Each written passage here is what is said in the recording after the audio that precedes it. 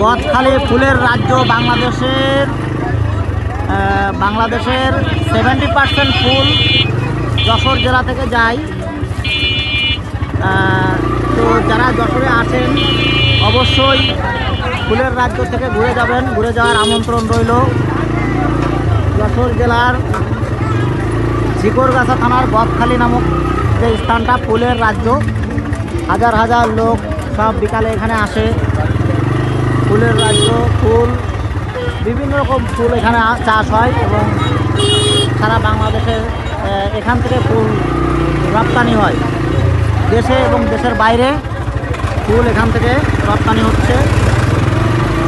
যারা আসতে চান যশোরে আমাদের কাছে ট্রেনিং করতে আসলে অবশ্যই ফুলের রাজ্য থেকে ঘুরে যাবেন,